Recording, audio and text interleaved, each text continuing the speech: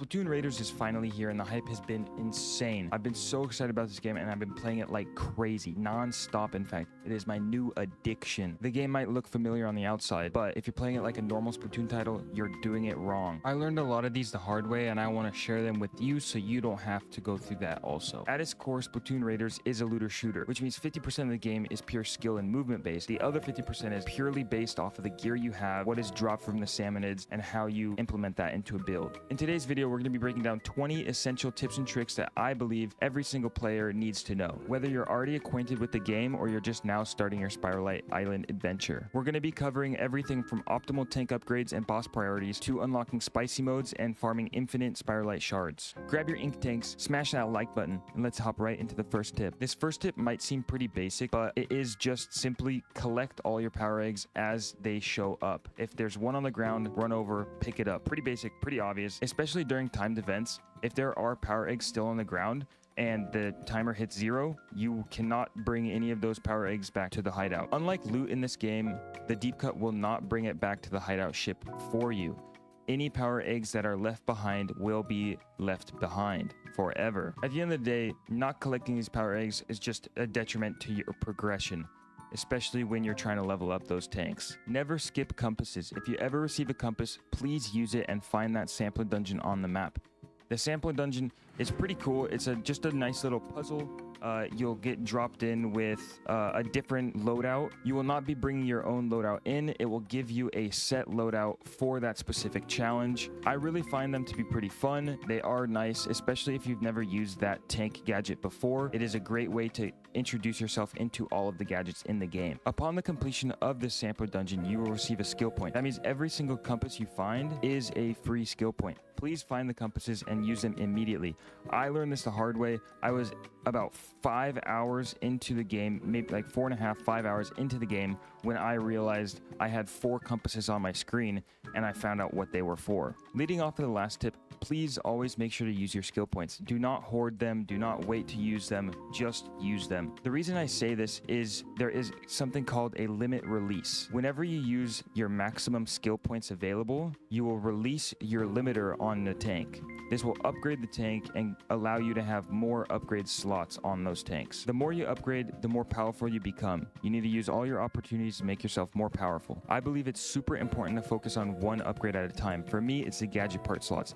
This will just increase the amount of slots each gadget can hold. In turn, this means that each gadget can do more damage and have more power. Who doesn't like more damage? Who doesn't like more power? If you ever find yourself in a sticky situation, do not feel ashamed to run. Always remember that you can press X and your bot buddy will run over to your location or fly to your location, and then all you have to do is press B and then B again and you'll jump off of them. I do this all the time. It is a lifesaver. You get out of sticky situations like that, and it is perfect if you're ever getting a little too overwhelmed. Speaking of getting yourself out of sticky situations, Big Man has the perfect showstopper for this. It is literally a panic button. I use it all the time. It literally, in the description of the skill, it says ride on an invincible Big Man. I think it's about 5 to 8 seconds worth of time, if not a little more than that. I don't know exactly. It is a perfect oh crap button when you're in a pinch and you're in danger mode and you need to just get out of there or just recuperate health, because you'll automatically recuperate health while you're using the skill. Whenever it comes time to kill a seasoned salmonid boss, always focus on it and ignore the smaller fish. Once the big boss is dead, all the other enemies will disappear alongside it. There's no point in wasting your time on killing all the other small fish. Alongside this, at your earliest convenience, always try and kill smokers, stingers, and flyfish first. They will just sit in the back of the level and fire their attacks at you from far away, and it can be very, very annoying. Do not use the same weapon for very long. I've been there. I was using the same weapon for a long time. I really liked it. It did a lot of damage, but this weapon will not get any stronger unless it's, if it's already maxed out to +5, it will not get any stronger. Always make sure you're swapping out weapons for stronger ones. Plus, you'll get to play with every single type of weapon in the game. You'll get more comfortable, more confident with each of the weapons, and you'll learn how to do all your movement techniques with each weapon. Make sure you're playing with all 3 tanks equally because there are 2 level upgrades for each of the tanks. Each level upgrade needs 50,000 eggs. Trust me, you'll want to make sure to play with each 3 and level each of them up. Adding on to the last tip, make sure you're always completing the ruin raids. These raids must be completed with each tank individually to unlock all the gear and loot you can get for it. I would suggest to complete these as early as you can to set yourself up for the future. Also, so you don't have to go back at level 30 and do a level 15 ruin raid. Do not forget to equip those relics. It is very easy to forget that you got new relics or that you unlocked a new slot. Please try and remember, you will always want to change your build, especially depending on your playstyle. Everyone plays a little differently. Just keep it fresh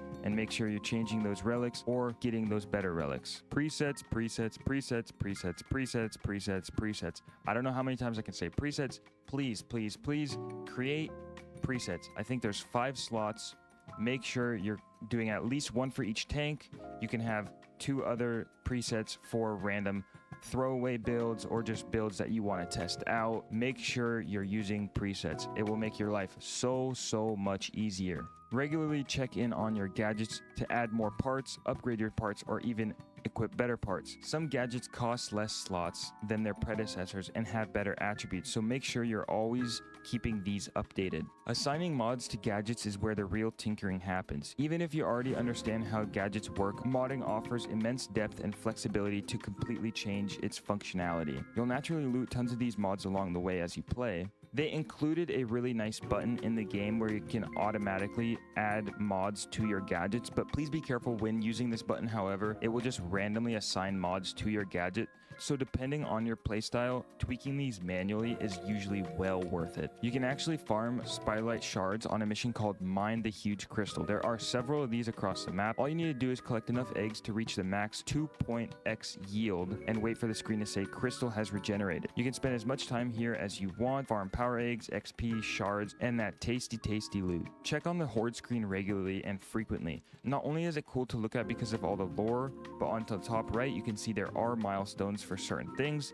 Each milestone grants a reward of either Spiralite shards or other materials, so make sure you're keeping up with your milestones because who doesn't love free stuff? Don't skip out on spicy modes. In the end game, once you beat this map right here, you will unlock spicy mode. This mode just increases the level of the salmonids and it adds some extra spicy bosses to the level. One thing I really like that they did incorporate into this game is you can leave halfway through a level. If you forgot to collect a briny scroll or a compass, you can hop right into any level you want, grab that scroll, and go back to the hideout ship. You'll still collect all the loot that you got up until the point that you left. So don't waste your time on going through the entire level just to collect one briny scroll. My last tip for you guys is sorting guns by type rather than level makes it so much easier to locate a specific weapon rather than digging through a sea of items. Once you're in the right category, you can easily check on their levels and attributes. You can lock guns in place to keep your favorite gear pinned at the top of your menu. This also prevents you from accidentally scrapping weapons you wanted to keep while clearing out your inventory. Higher level does not generally mean a better weapon. Just because a weapon has a higher level does not automatically make it superior to a lower level one. A lower level weapon might have higher damage. It might have a specific attribute or a mod that you want, especially in the case that you can add up to 5 levels on each gun in the weapon shop.